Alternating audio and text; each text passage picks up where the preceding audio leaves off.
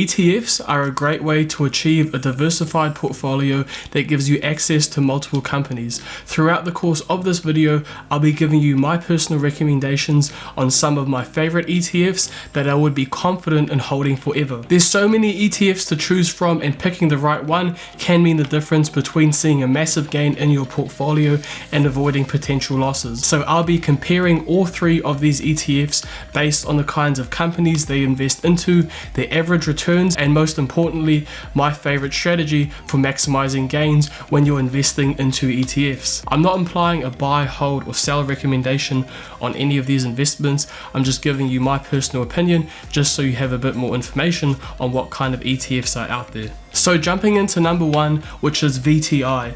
This seeks to track the performance of the CRSP US Total Market Index. It includes both small, mid, and large cap companies, and with a total number of holdings sitting at 4,136. Looking at the top 10 holdings for this investment, many of these companies are very recognizable businesses such as Amazon, Tesla, and Google. Investing in VTI will give you good exposure to multiple well-established companies, and this can be reflected in its average return of roughly 15%. So over the past 10 years, if you had invested $10,000 into VTI, you would have $4,420 in your portfolio. The expense ratio for VTI is 0.3%, meaning that if you had invested $10,000, you would pay $3 in fees. Vanguard gives VTI a risk profile of 4 out of 5. I personally think that VTI is a great way for someone to invest in the stock market in a safe, reliable, and consistent way. It's very beginner friendly and will expose you to multiple well-established businesses, both in small, mid, and large cap companies, giving you access to some greater returns because you're investing in some of those small cap businesses, which typically can grow at a faster rate in comparison to the large cap companies like Facebook and Google, which are theoretically a much safer investment but grow at a far slower rate. So it gives you a nice diversified portfolio looking at multiple different companies, and I think it's a great way to just get exposure to the overall stock market if you're just starting out on your investing journey and don't want to spend hours researching individual companies. Number two is the Vanguard S&P 500 ETF, or VOO. The goal of this ETF is to mimic the performance of the S&P 500 index, which is just a collection of the top 500 biggest companies in America. Because you can't invest directly into this index, there is an ETF equivalent which will buy into all of the same companies, and therefore the performance of the index and the ETF will be identical if you put the stock graphs side by side. With the ETF equivalent, it makes it available for regular investors like you and me to put their money into the S&P 500. The ETF equivalent is publicly available for people to invest in on brokerage websites such as Robinhood, Webull, and Stake, exactly the same way that you can invest into a share of Apple or Facebook. As the name would imply, there's 500 holdings in this ETF, and just the same as VTI, when we look at the top 10 holdings, they are very recognizable companies such as Apple, Coke, and Microsoft. Due to the size of these companies, and many of them being some of the biggest in the world, VOO will give you an average return of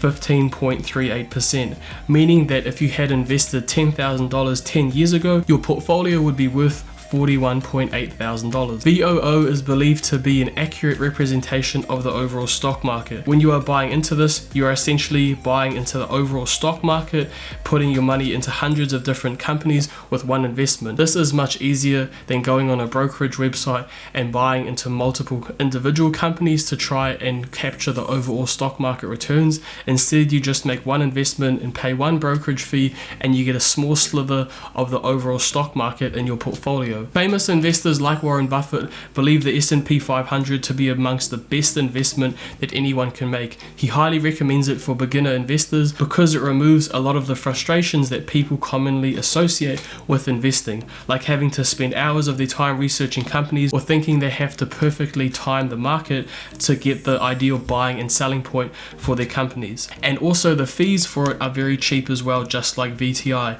The expense ratio is 0.3, so again, for every every $10,000 that you invest, you have to pay $3 in fees. Vanguard also rates this a 4 out of 5 in terms of the risk scale. I think it's definitely one of the safest investments that you can make because you are always going to be holding the top 500 American companies. While this may technically limit you to just the American market, the vast proportion of the biggest companies in the world are based in America, so you definitely won't be losing out because you are not getting access to multiple international investments as well. But if you are wanting to have your money spread out amongst more global or international companies, then number 3 will be the best ETF for you. So we'll be looking at the iShares Global 100 ETF, and this seeks to track the performance of the global S&P 100 index. So essentially it tracks the largest 100 companies in the entire world based on their market cap. So this ETF mimics the performance of the S&P 100 index, giving the investor access to 100 of the biggest companies in the world based on market cap. So again, just like VOO, which tracks the S&P 500 index, the iShares Global 100 ETF tracks the performance of the S&P 100 index. As the name would imply, there's 100 companies in this ETF, many of which are also just as recognizable as the other companies we've mentioned in this list, for example Apple and Microsoft. But again, you also get some international businesses like Nestle, Samsung and Toyota. So due to the strength of the companies in this ETF, you'll get an average return of 13.15%, meaning from a $10,000 investment 10 years ago, your portfolio would be worth $34,400. So the average return on this over a 10-year period in comparison to the other ETFs that have been on this list, and even that small 1 to 2% difference in average return can really add up over the years and change how much your portfolio will be worth over the long term. So this ETF gives you access to more international companies, whereas VTI or VOO are restricted only to the US market. However, IOO only includes 100 companies, making it far less diversified than VOO or VTI. So if you want a more diversified and balanced ETF, potentially VOO or VTI might be more for you because your money will be spread out amongst more companies and a lot of other different sectors. IOO also has an expense ratio of 0.4%, making it by far the most expensive ETF to invest in on this list. So if you have invested $10,000 into the IOO, you'll spend $40 in fees. Now that you know what some of the best ETFs are, you might be wondering how exactly should you go about investing into them.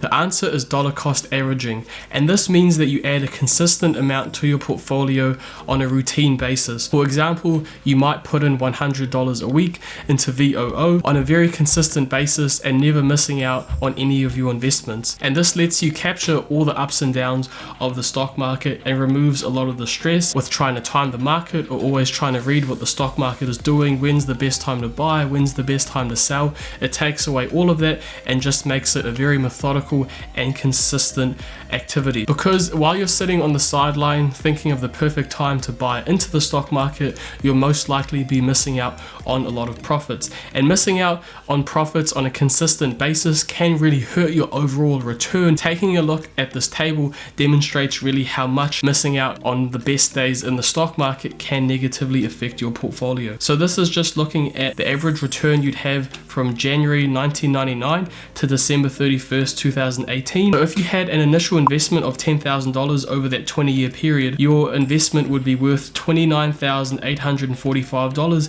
if you had just fully invested in the S&P 500. However, you can see just from missing out on the top 10 days, it's virtually half the value of our portfolio, putting it at roughly $15,000. And then if you miss the best 20 days, you're sitting at just over $9,000. And if you had missed the best 60 days, your portfolio would only be worth roughly $2,100, and you would actually have lost money. So you can see how much it can affect your portfolio. So you really want to make sure that you're capturing all the gains of the stock market. And the best way to do that is by setting up an auto investment plan. So with most brokers, you can set up an auto investment to where the money is taken out of your bank account and put into an investment of your choice. So I personally use Hatch because I'm in New Zealand, but there's also Stake if you're in Australia or the UK, and Robinhood if you're in America. These are some of the best brokers that you can get, and they'll offer an auto investment plan. So none of these investments are going to make you rich overnight. You have to think about these as like a secondary savings.